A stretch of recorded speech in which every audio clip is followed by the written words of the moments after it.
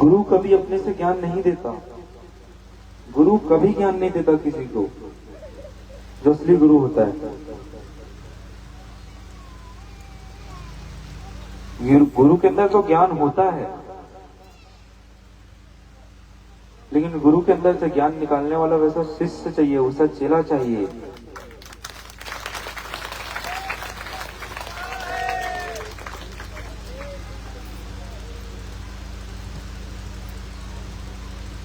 हमारे सदगुरु कबीर साहब, उनके शिष्य कौन थे? धनी धर्मदास साहब।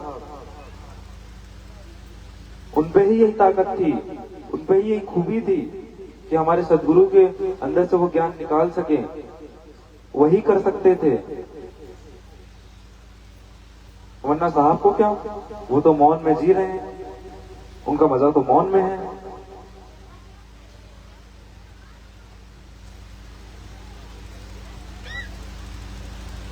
लेकिन उनको वैसा शिष्य मिला, उनको वैसा शिष्य मिले।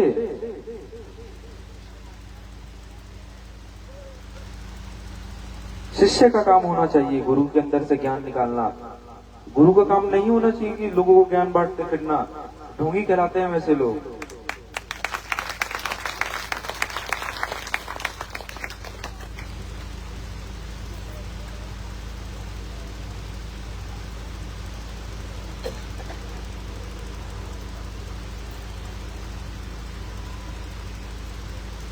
आज हम अपने साहब के बारे में जानते हैं। कैसे जानते हैं?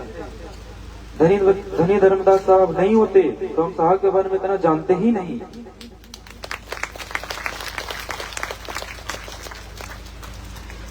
हम जान ही नहीं पाते अपने सदगुरु के बारे में इतना।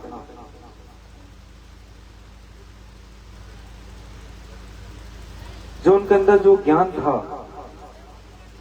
वो धनी धर्मदास साहब ने ही निकलवाया उनके अंदर से। हमारे सदगुरु ने सामने से नहीं बताया।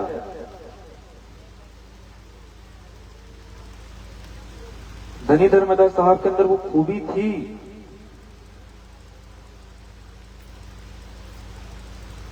और देखिए, कोई गुरु किसी को कोई चेला नहीं बनाता, बल्कि चेला किसी को गुरु बनाता है।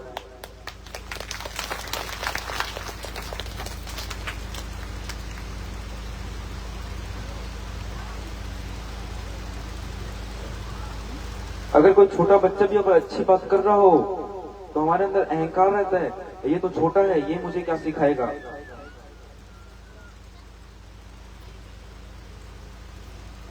अगर उस बच्चे की हम बात अच्छे से समझेंगे, उसको गहराई से समझेंगे, तो हमारे अंदर ये बात नहीं आएगी। देखिए, कोई किसी के पैर पड़ता है तो उसके शरीर के पैर नहीं पड़ता,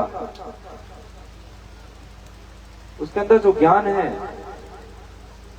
उस ज्ञान के पैर पड़ता है, उसके चरित्र का पैर पड़ता है, ना कि उसके शरीर का पैर पड़ता है।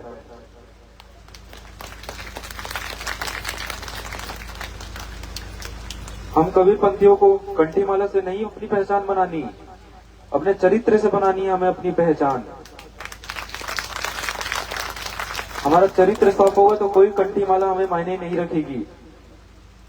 समझ रहे हैं मेरी बात को? आप लोग समझ रहे हैं?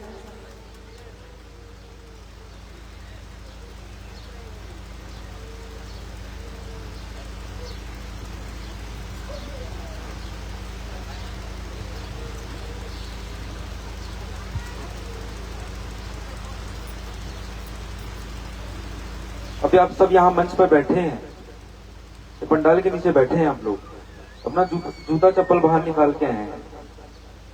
सिर्फ जूता चप्पल निकाल के आए यहाँ पे।